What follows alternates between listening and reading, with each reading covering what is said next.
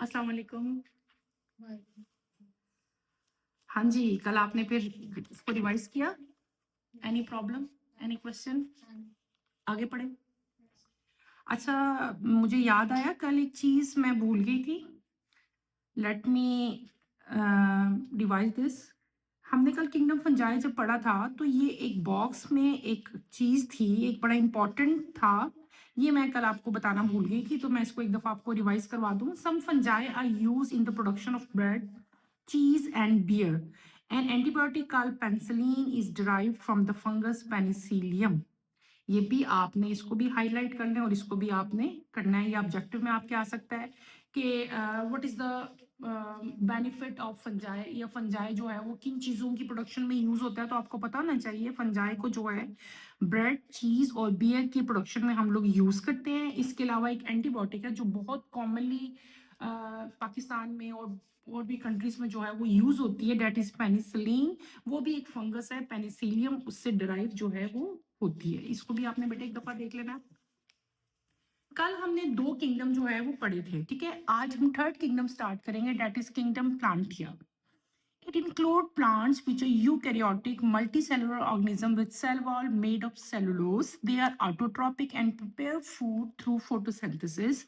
All plants have multicellular sex organs. During sexual reproduction, they form embryos. Asexual reproduction through vegetative part is also common. Examples are mosses, ferns, conifers, and flowering plants. अभी हमने जो चीज मैंने आपको पढ़ाई है, date is kingdom प्लांटिया। सब आप लोग इससे बहुत अच्छी तरह फैमिलियर हैं, ये कोई नई चीज नहीं है, ये आप पढ़ते हुए आए हैं, बचपन से पढ़ रहे हैं। किंगडम प्लांटिया, किंगडम प्लांटिया में यूकैरियोटिक प्लांट्स आते हैं जिनके अंदर मल्टी सेलुलर ऑर्गेनिजम्स हैं, और इन सब का सेल वॉल जो है वो किससे बना हुआ है? सेलुलोज से। ये आपने इसको अंडरलाइन करें और इसको आपने याद रखना है। They are autotrophic. कल भी मैंने आपको बताया था, मैं दोबारा एक दफा आपको रिकॉल करवा देती हूँ। ऑटोट्रोपिक कौन से हैं? ऑटोट्रोपिक वो ऑर्गेनिजम्स हैं, वो प्लांट्स हैं जो अपनी फूड खुद प्रिपेयर करते हैं। और जो भी प्लांट अपनी फूड खुद प्रिपेयर कर रहा होता है, वो हमेशा फोटोसिंथेसिस ही के जरिए अपनी फूड बना रहा होता है ना। तो आपको ये चीज भी पता होनी चाहिए कि ऑटोट्रोफ प्लांट जो है, they make their food by the process of photosynthesis. तमाम के तमाम जो प्लांट्स हैं, they have multi cellular sex organs, ठीक है। दो तरह की रिप्रोडक्शन इनके अंदर हो रही है। एसेक्सुअल रिप्रोडक्शन भी हो रही है, सेक्सुअल रिप्रोडक्शन भी होती है। एसेक्सुअल जो है वो ज्यादातर उसके अंदर थ्रू वेजिटेटिव पार्ट्स जो है उनके अंदर कॉमन होते हैं, और मल्टी सेलुलर सेक्स ऑर्गन जो है वो सेक्सुअल में होते हैं। ये आपने याद रखना है। अब आपका इसमें से क्वेश्चन बन सकता है कि जो किंगडम प्लांट है उसमें जो है वो किस मोड की रिप्रोडक्शन होती है। तो आप लोगों को पता होना चाहिए इसमें सेक्सुअल रिप्रोडक्शन भी होती है और एसेक्सुअल भी होती है। ए मीन विदाउट, ठीक है, जिसमें सेक्स सेल्स इन्वॉल्व नहीं होते। ये जनरली वेजिटेटिव पार्ट्स के जरिए होती है, और जो सेक्सुअल है उसमें sex cells, male and female sex cells जो है वो इन्वॉल्व होते हैं। और दूसरी चीज मेन हमने क्या पढ़ ली, तमाम के तमाम जो है ऑटोट्रॉप हैं, अपनी फूड जो है ये खुद प्रिपेयर कर रहे हैं। और थर्ड चीज क्या होगी, इनका सेल वॉल जो है वो सेलुलोज से बना हुआ है। कॉमन एग्जांपल्स आगे इनकी आ रही हैं। इनकी कॉमन एग्जांपल में मोजेस है, ये आप डायग्राम इसकी बेटे गौर से देखें। फिर आपके फर्न्स आते हैं, कॉनिफर्स आते हैं, और फ्लावरिंग प्लांट्स हैं। अपने इर्द गिर्द आप नजर दौड़ाएं, हर जगह जो है बड़े बड़े ट्रीज हैं, श्रब्स हैं, हर्ब्स हैं। तमाम के तमाम जो है वो किंगडम प्लांटिया ही में आते हैं। नेक्स्ट और लास्ट किंगडम हमारा आ रहा है किंगडम एनिमिलिया। नाम से ही पता चल रहा है एनिमिलिया मीन एनिमल्स इसमें होंगे। This kingdom includes animals which are eukaryotic, multicellular and heterotrophic. They develop from embryos. They ingest food and digest it within their bodies. Vertebrates and invertebrates are included in kingdom Animalia. तमाम की तमाम ये क्या है? Eukaryotes हैं, हिट्रोट्रॉप्स हैं। हिट्रोट्रॉप्स mode of nutrition है, heterotrophic है। हिट्रोट्रॉपिक कल मैंने आपको बताया था, हिट्रोट्रॉपिक क्या है कि ये अपनी फूड खुद प्रिपेयर नहीं कर सकते, बल्कि किसी और चीज पे, किसी और सोर्स पे डिपेंडेंट होते हैं for their food.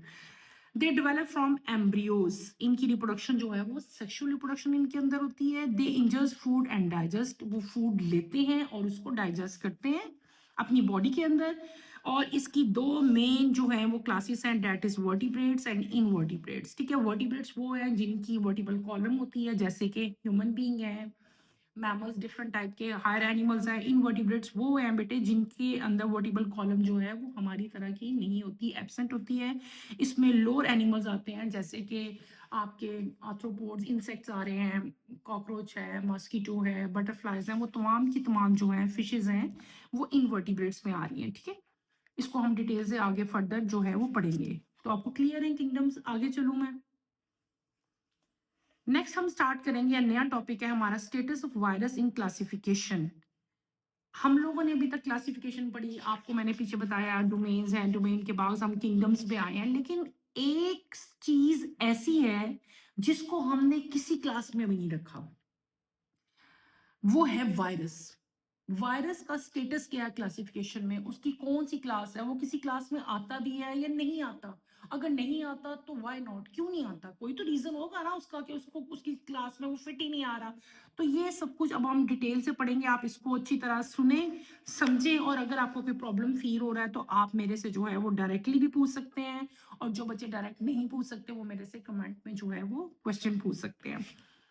Viruses are ultramicroscopic creatures that are at the borderline of living and non-living. They are acellular, they are not made of cell and do not have organelles. A virus consists of nucleic acid, DNA or RNA surrounded by a protein coat. They cannot run metabolism. For the synthesis of the protein and to increase in number, virus become parasite in organisms, plant, animal, and bacteria. Viruses are not included in the classification system because they lack any of the characteristics of the three domains of life.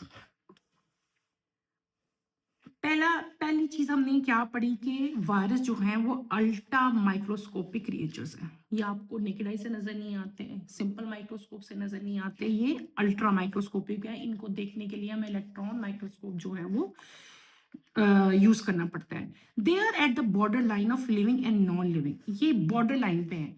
इनके अंदर कुछ इनकी समझ ही नहीं आती ये living है या ये नॉन लिविंग है। इनके अंदर एक प्रॉपर्टी ऐसी है जो लिविंग थिंग्स वाली है, कुछ प्रॉपर्टीज इनकी ऐसी हैं जो कि नॉन लिविंग थिंग वाली है। लिविंग थिंग वाली प्रॉपर्टी इनके अंदर क्या है बेटे, इनके वायरस के अंदर जो लिविंग वाली एबिलिटी है वो क्या है कि ये रिप्रोड्यूस करते हैं। ठीक है, नॉन लिविंग थिंग वाली प्रॉपर्टी क्या है, they are in the form of crystals. तो ये एक बॉर्डर लाइन है। बॉर्डर लाइन का मतलब है कि इन बिटवीन है लिविंग्स में और नॉन लिविंग्स में। They are acellular. Cellular mean आपको पता है कि सेल, और ए मीन विदाउट। तो दे आर ए सेलुलर यानी कि ये ए सेलुलर विदाउट सेल हैं। They are not made up of cell and do not have organelles, और इनके अंदर कोई भी ऑर्गन जो है वो प्रेजेंट नहीं होता। A virus consist of nucleic acid, virus के अंदर न्यूक्लिक एसिड होता है, दैट मे बी डीएनए और आरएनए। डीएनए भी हो सकता है और आरएनए भी हो सकता है, सराउंडेड बाय प्रोटीन कोड, जिसके इर्द गिर्द जो है वो एक प्रोटीन कोड जो है वो प्रेजेंट होता है। They can not run metabolism, इनके अंदर कोई भी फंक्शन नहीं होता। मेटाबॉलिज्म जो आप डाइजेशन वाला जो हमारा प्रोसेस है वो इनके अंदर नहीं होता। For the synthesis of the protein and to increase in number, अगर जब ये अपना प्रोटीन इन्होंने बनाना है या उसका नंबर इंक्रीज करना है, वायरसेस बिकम पैरासाइट इन ऑर्गेनिज्म, ये किसी और होस्ट सेल के अंदर जो है वो सॉरी बेटे, किसी भी होस्ट सेल के अंदर, वो होस्ट होस्ट सेल का मतलब क्या है कि ये अपनी ही बॉडी के अंदर रिप्रोड्यूस नहीं करते, इनके अंदर प्रोसेस नहीं है रिप्रोडक्शन का। इनको रिप्रोड्यूस करने के लिए, अपना नंबर इंक्रीज करने के लिए किसी होस्ट सेल की जरूरत होती है। और वो होस्ट क्या हो सकता है, वो होस्ट एनिमल भी हो सकता है, वो होस्ट ह्यूमन बीइंग भी हो सकता है, वो होस्ट प्लांट भी हो सकता है, और वो होस्ट इवन बैक्टीरिया भी हो सकता है। ठीक है, viruses are not included in the classification system, ये किसी भी क्लासिफिकेशन सिस्टम में इंक्लूड नहीं है। Because why, because they lack any of the character of the three domains of life. जो हमने थ्री डोमेन्स पढ़ी हैं उनमें से कोई भी करेक्टर ऐसा नहीं है जिसपे वायरस जो है वो फिट आता हो। तो बेटे एक दफा दोबारा इसको रिकॉल मैं करती हूँ, आप भी मेरे साथ करें। पहली चीज हमने क्या पढ़ी, दे आर अल्ट्रा माइक्रोस्कोपिक। अगर आप इस तरह फिंगर टिप्स से इनकी सारी करेक्टर्स याद कर लो तो आपको मेरा ख्याल है कि अभी इसको घर जाके पढ़ने की जरूरत ही नहीं है। पहली चीज हमने क्या पढ़ी, ये अल्ट्रा माइक्रोस्कोपिक है। दूसरी हमने क्या पढ़ी, ये बॉर्डर लाइन है living thing and non living thing के दरमियान में। थर्ड मैंने क्या आपको पढ़ाया, ये ए सेलुलर है। क्या है, ए सेलुलर है। ए सेलुलर मीन कोई cell, they are not made of cell. ठीक है, फिर मैंने आपको क्या बताया कि इनके अंदर न्यूक्लिक एसिड जो है वो प्रेजेंट है, डेट में भी डीएनए और आरएनए, ठीक है। ये हमारा फोर्थ हो गया फैक्टर। फिर अगला पांचवा क्या आता है कि इनका जो डीएनए और आरएनए है वो किसी से सराउंड होता है। डीएनए और आरएनए जो है उसके इर्द गिर्द जो है वो क्या चीज है, प्रोटीन। Very good. फिर आगे हमने क्या पढ़ा कि they can not run metabolism, इनके अंदर मेटाबॉलिज्म का फंक्शन नहीं होता। और उसके बाद हमने क्या पढ़ा कि जब भी इन्होंने अपना नंबर ऑफ प्रोटीन जो इनका हमने पढ़ा है कि प्रोटीन कोट है डीएनए और आरएनए के बाद, उसको अगर उन्होंने इंक्रीज करना है तो इनको किसी ना किसी पैरासाइट की हेल्प की जरूरत होती है। वो पैरासाइट क्या हो सकते हैं, एनिमल हो सकते हैं, प्लांट हो सकते हैं या बैक्टीरिया हो सकते हैं। हो सेल पैरासाइट के लिए viruses are not include in the classification system. क्यों नहीं इंक्लूड है? बिकॉज ये कोई भी थ्री डोमेन्स ऑफ लाइफ का जो करेक्टर है उस पे ये पूरे नहीं होते। नेक्स्ट आपकी बुक में अगर आप देखें बेटे, अपनी अपनी बुक्स की तरफ देखो, आपकी बुक में दो डायग्राम्स हैं वायरस की, ठीक है। कॉमन जो है दो वायरस, एक है बैक्टीरियोफेज और एक है इन्फ्लुएंजा वायरस, ठीक है, जो फ्लू कॉज करता है, ठीक है। ये बैक्टीरियोफेज है। ये वो वायरस है जो बैक्टीरिया पे अटैक करता है। बैक्टीरिया पे अटैक करके अपना, ये हम डिटेल से आगे पढ़ेंगे लेकिन आपका फिलहाल इतना ही है। ये बैक्टीरियोफेज है, ये बेटे वो वायरस है जो अपना मतलब ये बैक्टीरिया पे अटैक करता है, ठीक है। बैक्टीरिया की बॉडी लेता है लेकिन अपना आरएनए जो है वो वायरस का होता है। बॉडी जो है आउटरमोस्ट कवरिंग जो है वो बैक्टीरिया की होगी, लेकिन उसके अंदर जो डीएनए और आरएनए वो किसका होगा, वो वायरस का होगा। और इस तरह के वायरस को हम लोग क्या कहते हैं, बैक्टीरियोफेज कहते हैं। और ये वाला जो है इसको इन्फ्लुएंजा वायरस कहते हैं और ये डिजीज काज करता है ह्यूमन बीइंग के अंदर। फ्लू जो कॉमन फ्लू होता है अक्सर, वो इन्फ्लुएंजा वायरस ही है। नेक्स्ट आपकी ये एक और बड़ा इंपॉर्टेंट एक दोबारा ये बना हुआ है, आपने इसको भी गौर से पढ़ना है। Prions and virus are also acellular particles, ये भी वायरस ही हैं और ए सेलुलर पार्टिकल्स है and are also not included in classification system. ये क्लासिफिकेशन सिस्टम में ये भी इंक्लूड नहीं है।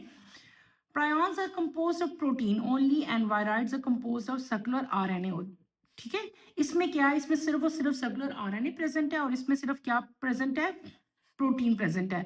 Both these particles cause infection diseases in certain plant, they are also cause of cancer. और इन दोनों का काम क्या है, ये दोनों करते क्या हैं, ये बहुत सारी इन्फेक्शियस डिजीजेस जो हैं वो काज करते हैं। और सबसे कॉमन जो इनकी डिजीज है जो ये काज करते हैं दैट इज कैंसर, ठीक है। अब बेटे हम आगे चलेंगे। अभी तक जितना भी मैंने आपको ये पढ़ा के आई हूँ, मैं आपको जो मैंने मतलब 5 किंगडम हमने पढ़े हैं, ये एक टेबल की फॉर्म में आपको दिए हुए हैं। ये हम डिटेल से पढ़ रहे हैं, वही चीज है। इसे देख के परेशान नहीं हो, घबराओ नहीं, आप लोग सारे ऐसे परेशान हो गए क्या चीज मैंने पढ़ा दी है। इसे गौर से देखो। डोमेन हमने 3 डोमेन्स देखी थी, आर्किया, बैक्टीरिया, यूकेरिया, ये थी ना। फिर आगे इनके किंगडम है, ये किंगडम मैंने अभी आपको पढ़ाया, हम पढ़ा है नहीं सारे किंगडम, वही बेटे देखो गौर से, वही लिखे हुए हैं सारे किंगडम्स। अब उनका न्यूक्लियर एनवेलप है, किसके अंदर प्रेजेंट है किसके अंदर एब्सेंट है। सेल वॉल मैंने आपको बताई थी, वही अलग अलग से लिखी हुई है। मोड ऑफ न्यूट्रिशन हमने पढ़े हैं डिटेल से, लेकिन वो टेबल की फॉर्म में बता दिया आपको, हेट्रोट्रॉप है या ऑटोट्रॉप है। फिर आगे इनकी बताया हुआ है कि इस टेबल को आपने अच्छी तरह खुद लर्न करना है। ये टेबल वही है जो मैं पीछे सारा आपको पढ़ा के आई हूँ ना, उसी को टेबल की फॉर्म में उन्होंने लिख दिया है। इसको देखो, अगर इसमें कोई प्रॉब्लम है तो मुझे बताओ, ठीक है। नेक्स्ट, बहुत इजी है, बहुत अच्छी तरह फैमिलियर और बहुत इंजॉय भी किया आप लोगों ने कोविड में। इंजॉय किस तरह किया आप लोगों ने, स्कूल आपको जाना ही नहीं पड़ा, लेकिन अल्लाह का शुक्र है खत्म हो गया। इसको हम पढ़ेंगे corona virus. Corona virus is a virus identified in late 2009 in Wuhan, China. It cause a pandemic of respiratory illness called कोविड-19। ये तो सबको मेरे ख्याल है बहुत अच्छी तरह पता है, तो पढ़ाने की भी जरूरत नहीं है मुझे। The virus primarily spread through respiratory droplet when an infected person cough, sneeze, talk और breathe. It can also spread by touching surfaces contaminated with the virus. Wearing a mask over nose and mouth can help to prevent the spread of disease. Common symptoms of the disease include fever, cough, shortness of breath, fatigue, body aches, loss of taste or smell, sore throat, and headache. In some cases, it can lead to severe respiratory problems, especially in older adults and people with underlying health conditions. washing hand frequently with soap for at least 20-second or use of hand sanitizer with at least 60% alcohol can also prevent the spread of disease. Vaccination play a crucial role in protecting from COVID-19. Vaccine help immune system to recognize and fight the virus, reducing the severity of the disease. ये एक इस आपके new course में एक नई जो virus है वो इंक्लूड हुआ है। इससे पहले वाली बुक में कोरोना वायरस नहीं था। बहुत ईज़ी है, आप सब बहुत ज़्यादा इससे अच्छी तरह फ़ैमिलियर हो। इसमें से बहुत ज़्यादा शॉर्ट क्वेश्चन भी बन सकते हैं या शॉर्ट नोट तो नहीं इस पे आएगा, इसमें से शॉर्ट क्वेश्चंस जो हैं वो बन सकते हैं। पहला क्वेश्चन ये बन सकता है कि जो है ये कोविड जो है ये कहाँ से आइडेंटिफ़ाई हुआ था? तो सबसे पहले ये 2019 में चाइना में वुहान का जो है एक सिटी है, उसमें जो है ये स्प्रेड हुआ था। और इसने it cause pandemic of respiratory illness called कोविड-19 और कोरोना वायरस जो इलनेस उसने काज़ की थी, उस इलनेस को का हमने क्या नाम दिया था? दैट इज़ कोविड-19। क्या नाम दिया था? बोलो? कोविड-19 क्योंकि 2019 में आया था, इसीलिए इसको कोविड-19 हमने कहा था। फिर आगे आपका आ सकता है कि वायरस जो है ये किस तरह स्प्रेड होता है? What are the causes? ठीक है? इसके स्प्रेड होने के कॉजेज़ क्या हैं? तो बेटे ये आप लोग अंडरलाइन करो, आपको पता होना चाहिए। It can spread through respiratory droplets. जब भी कोई इन्फेक्टेड पर्सन कफ करेगा, स्नीज़ करेगा, बोलेगा, साँस लेगा, मतलब वो उसको अगर कफ हो रही है, उसको छींक आ रही है या वो बातें कर रहा है, ब्रीथ कर रहा है, उसके ड्रॉपलेट्स बातें करते हुए आपके ऊपर गिर रहे हैं, तो आपको भी वो इन्फेक्शन जो है वो आपके अंदर जो है वो कन्वर्ट हो जाएगा, चला जाएगा आपके अंदर। इसके अलावा भी ये कैसे स्प्रेड होता है? Bye touching surfaces contaminated with virus. ऐसी किसी भी सरफेस को, ऐसी किसी भी जगह को अगर आपका हाथ लग जाता है जहाँ पे इन्फेक्टेड पर्सन का हाथ लगा हो, ठीक है? उससे भी जो है इसके चांसेस हैं कि आपको ये वायरस जो है आपके अंदर ट्रांसफर हो सकता है। यहाँ तक आपके आ सकता है कि व्हाट आर द रीज़न, ठीक है? इसको आप अंडरलाइन करें, ये रीज़न्स हैं कि कैसे होता है। अगला है कि आप इससे बच कैसे सकते हैं, ठीक है? इस डिज़ीज़ से। तो आपने ये लिखना है wearing a mask over nose and mouth can help to prevent the spread of disease. ये हो गया। फिर अगला आपका क्वेश्चन आता है what are the common symptom. आपको कैसे पता चलेगा कि यार आपको कोविड-19 है? कोई तो सिम्टम्स होंगे ना, हर डिजीज के सिम्टम्स होते हैं। तो कोविड-19 के सिम्टम्स क्या हैं? It include fever, cough, fever बुखार होना, कफ, खांसी होना, शॉर्टनेस ऑफ ब्रेथ, आपका सांस जो है वो उखड़ जाता है, आपको जो है वो सांस कम आता है, रुक रुक के आता है, फटीग, आपको थकावट महसूस होती है, आपकी बॉडी में पेन होती है, आपका टेस्ट और स्मेल जो है वो खत्म हो जाता है, जो आपका सेंस है टेस्ट का और स्मेल का, आपका जो गला है वो आपको खराब हो जाता है और आपको हेडेक होता है, यानी कि सर में स्वेयर जो है वो पेन होती है। ये तो कॉमन सिम्पटम्स हैं, ठीक है?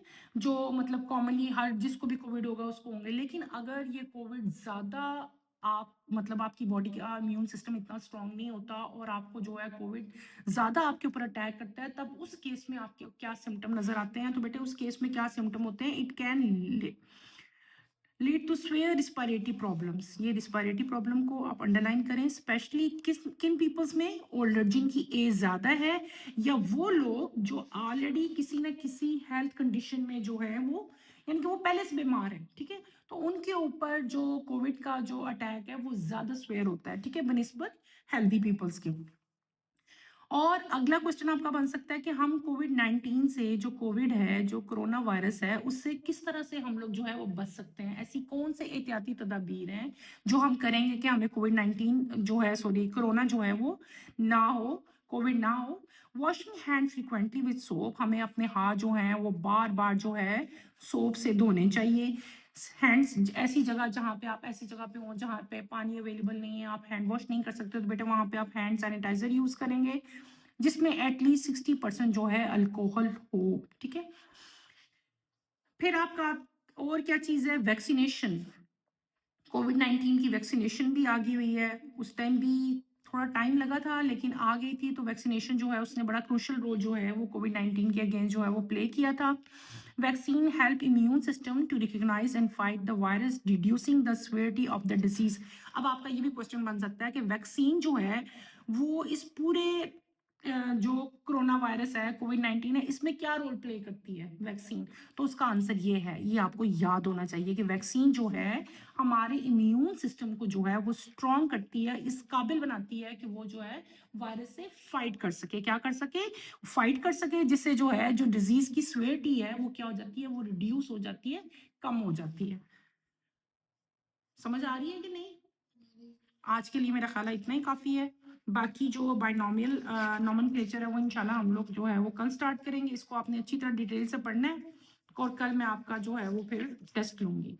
ओके, अल्लाह हाफ़िज़।